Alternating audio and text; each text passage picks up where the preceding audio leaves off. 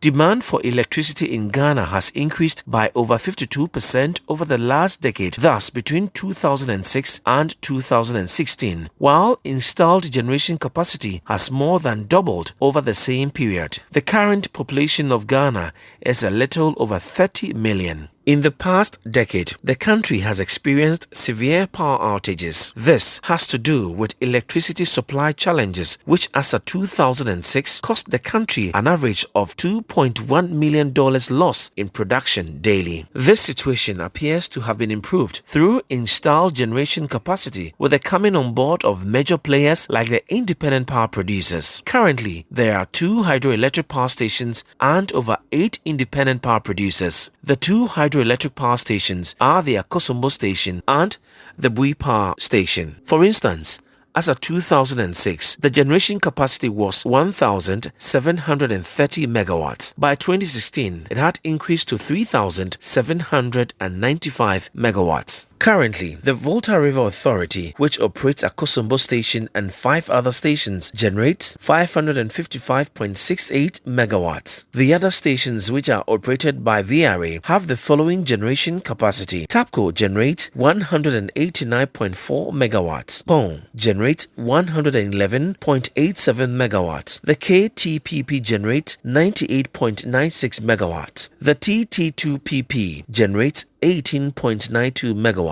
The TT1PP generates 0.33 megawatt, while Bui generates 1.04 megawatts. For the independent power producers, Asogli Power Plant generates 443.14 megawatts. Tika generates 333.98 megawatt. Car Power generates 319.96 megawatt. Amandi generates 194.18 megawatts. Sen Power generates 196.17 megawatts. Senate generates 107.10 megawatts, while Aska generates 14.76 megawatts. Ameri is in the process of being decommissioned, hence its inability to generate now. Bridge Power is yet to be fully operational. The Ghana Grid Company Limited, GRIDCO, which is mandated to transmit power, has been computing the generation capacities of the over 10 power stations. There is enough generation to meet demand.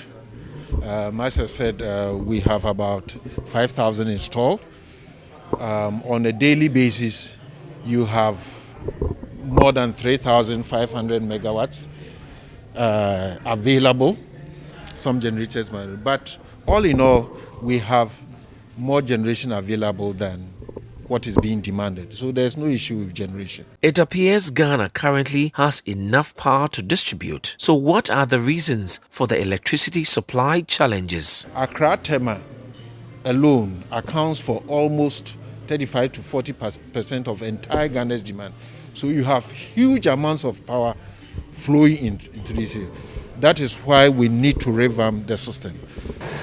What we are seeing now indicates that the transmission infrastructure is being overloaded, and that means that the demand is higher than the capacity of the transmission infrastructure to transmit power to ECG and for ECG to also distribute to our homes. Other factors are overdependence on thermal and hydro sources for electricity generation and a poor tariff structure, which makes it difficult for utility companies to recover the cost of electricity production. But how do we address these challenges to alleviate the plight of consumers? We are constructing more substations and more transmission lines to, one, remove these overloads and also create redundancies.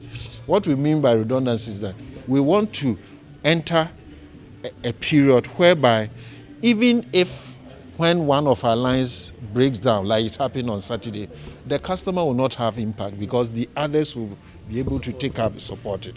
The country has been heavily dependent on hydro sources, mainly from the Akosombo Dam and Bui Power Station, which was completed in 2013 for electricity generation. Solving Ghana's electricity challenges will require measures such as diversifying the country's energy mix. We have started to develop solar projects, renewable energy, and we plan to put in about 150 by next year, 150 megawatt by next year. We energize about 25 megawatts solar onto the national grid. And by end of this month, early next month, we'll add another 25 to make it 50 megawatts. So that's what we are doing, so that when the water level goes down, we can also run our solar plants.